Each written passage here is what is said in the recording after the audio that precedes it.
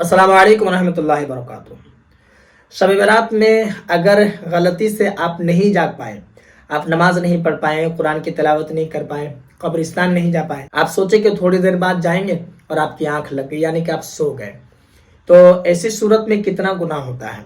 लोगों के मन में ख्याल होते हैं कि यार थक गए हैं, पता नहीं गुनाह होगा, ज़बरदस्ती जाकर नमाज पढ़ते हैं, ज़बरदस्ती जाकर कुरान की तिलावत करते हैं। तो आज मैं आपको इस वीडियो में बिल्कुल क्लियर कर दूंगा कि आप अगर नहीं जाग पाते हैं तो आपको कितना गुनाह होता है।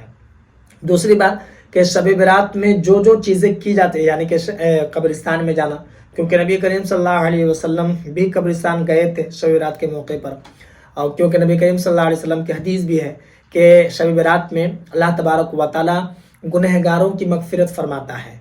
एक हदीस में ये भी आया है कि बनु कल्ब के बकरियों के बाल के बराबर अल्लाह तबारक व तआला गुनहगारों की मगफिरत फरमाता है। तो हम लोग कब्रिस्तान जाते हैं, बहुत सारे लोग नहीं जाते हैं। तो सारी चीज़ें मैं आपको इस वीडियो में क्लियर कर दूंगा। सबसे पहली बात आप ये जान लीजिए कि शब बरात के मौके पर जो रोज़ा रखे जाते हैं, यानी कि ये जो महीना चल रहा है, इस महीने में अगर कोई शख्स रोज़ा ना रखे तो उसको कितना गुनाह होता है। और ये रोज़ा फ़र्ज है, वाजिब है, सुन्नत है, क्या है? क्योंकि आपको पता है कि शाबान का महीना जब आता था तो अल्लाह के रसूल सल्लल्लाहु अलैहि वसल्लम रोज़ा रखा करते थे। तो मैं आपको बता दूं कि ये जो रोज़ा रखा जाता है शब बरात में, अगर आप नहीं रखते हैं तो आपको कोई गुनाह नहीं होगा। क्यों? क्योंकि ये फ़र्ज नहीं है, वाजिब नहीं है, सुन्नत मुअक्कदा नहीं है। ठीक है, नफल इबादत है। अगर आप रखते हैं, करते हैं तो सवाब होगा, नहीं करते हैं आपको कोई गुनाह नहीं होगा। ठीक है, रोज़े की बात आपको समझ में आ गई, क्योंकि नफल इबादत है।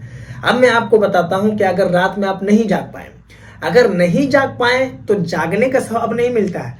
आप सिर्फ जाग रहे हैं, इसका सवाब नहीं मिलेगा। आप इबादत कर रहे हैं, कुछ कर रहे हैं, तो उसका सवाब आपको मिलेगा। तो इबादत के मुतालिक भी यही मामला है कि ये सारी चीज़ें नफली है। अगर आप कब्रिस्तान नहीं जा पाए, या फिर आप कुरान की तिलावत नहीं कर पाए, नमाज नहीं पढ़ पाए, तो फिर ऐसी सूरत में आपको कोई गुनाह नहीं होगा, क्योंकि ये नफली इबादत है। हमेशा एक बात आप याद रखिएगा कि नफली जो चीज़ें होती है वो अगर आप करते हैं तो सवाब होगा, अगर आप नहीं करते हैं तो आपको कोई गुनाह नहीं होगा।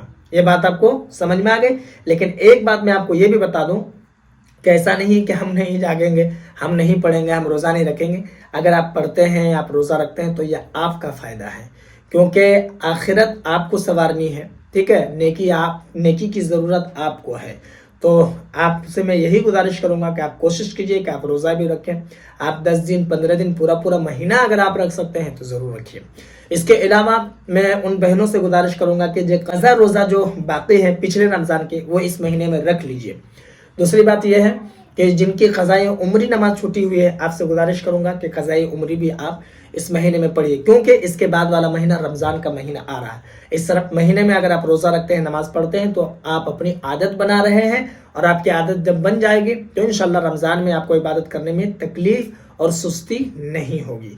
मुझे उम्मीद है कि मेरी बात आपको समझ में आ गई होगी कि अगर आप रोज़ा नहीं रखते हैं, नमाज नहीं पढ़ते हैं, कुरान की तिलावत नहीं करते हैं, कब्रिस्तान नहीं जाते हैं, तो इसका कोई गुनाह आपको नहीं होगा, क्योंकि ये सारी चीज़ें नफली इबादत है। ठीक है, बाकी अगर आपके मन में कोई सवाल हो तो आप मुझे कमेंट पर ज़रूर बताएं, और अगर नए हैं चैनल पर तो चैनल को भी ज़रूर सब्सक्राइब कर लें।